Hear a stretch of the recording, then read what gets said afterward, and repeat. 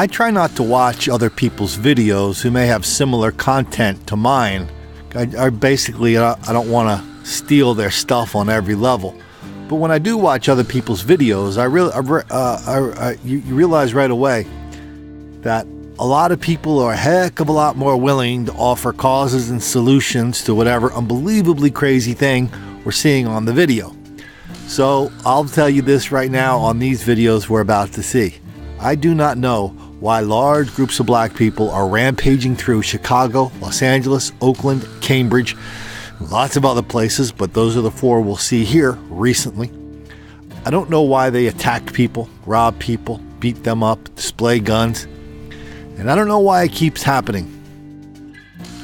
And I don't know why so many people are in denial, deceit, and delusion about it, but all of those things are true. Police say all of the incidents have happened during the afternoon hours, and the thieves became physical when confronted by employees. So the community alert is going out to retailers and shoppers. They used to call it smash and grab, and now it's just grab and knock down anyone in the way. The word is out, and with the holiday shopping season almost here, the police warning is timely. Chicago's premier retail areas will soon see even more merchandise and shoppers. You want to be able to shop with your family and know that you'll be safe and that someone's not going to steal your Christmas and Hanukkah gifts. Police say there have been 4 brazen incidents so far this month involving retailers on the 700 and 800 blocks of the Mag Mile, as well as 900 North State and the 1200 block of North Larrabee. The offenders entered stores and committed thefts and used physical force when confronted. In one case, an offender displayed a handgun. Area residents and employees are glad about the community alert, but hope it won't affect business or tourism. And anything that gives a bad mark to the city is, upsetting to any of the residents. Police say a variety of offenders are behind the incidents, and they are not naming the stores involved. Reporting from the Mag Mile, Nancy Liu, WGN News. A 14-year-old robbery suspect is recovering from his injuries after being bitten by a police dog while hiding from officers in South Los Angeles. Police say he was part of a mob of teens out to rob people. KCAL 9's Jasmine Veal has more on the arrests near Jefferson Park.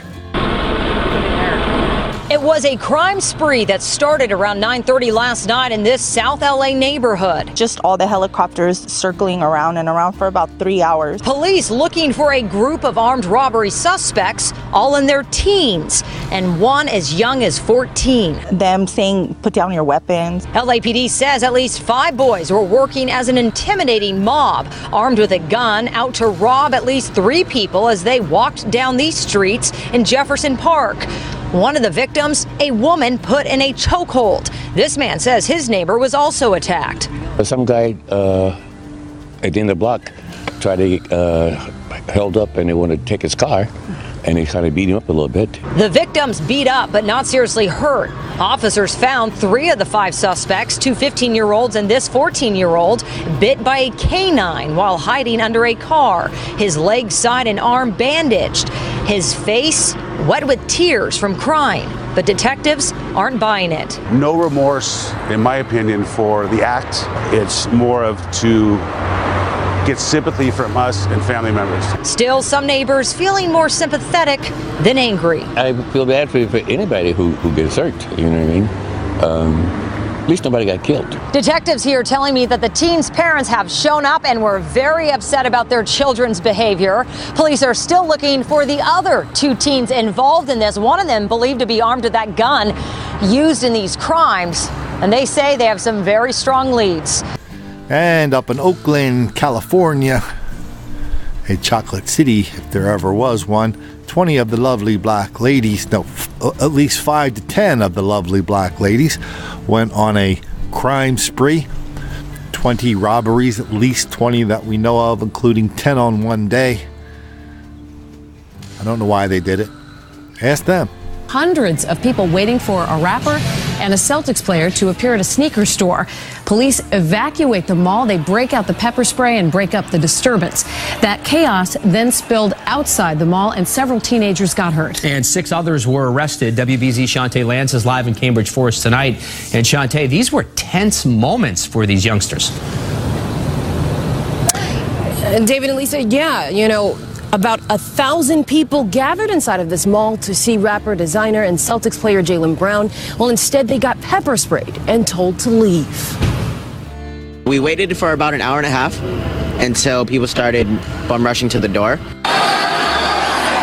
More than 1,000 people, mostly teenagers and young adults, filled the Cambridge Side Galleria Mall, hoping to see rapper, designer, and Celtics player Jaylen Brown. We were all in the front, like everyone was, and they just all pushed everyone. Cambridge Ridge and Latin High School student Mina Hassan says that pushing turned into shoving. Police arrived and pepper sprayed the crowd. Her cousin, Sarah Ingram, was hit. Everyone ran down, everyone fell on top of each other, and they got pepper sprayed. And now everyone just keeps running out in fear, and everyone keeps getting run over and hurt like her. How are you doing now? Ikram was one of many treated by EMS outside of the mall. 6 juveniles were arrested and charged with trespassing, disorderly conduct, and disturbing the peace. Harvard, MIT, and state police also responded. Some say officers were too forceful. It was a little ridiculous. I saw an 11-year-old girl cry and can't breathe, and they pulled her away to let her go to her parents. It's supposed to be the fun event, but it turned into something else. So maybe you have a good idea why all this is happening. Okay, good. That helps you get to sleep at night. We tell each other little fairy tales about why all this is happening. Okay, that's fine. But in my world, I deal with people who deny this is even happening in the first place. So every time we go off on a cause or a solution, that's a deflection from the people who are looking us in the eye and saying, Colin Flaherty is making up the whole thing. Parentheses, and doesn't he know he's not supposed to make the black kids angry?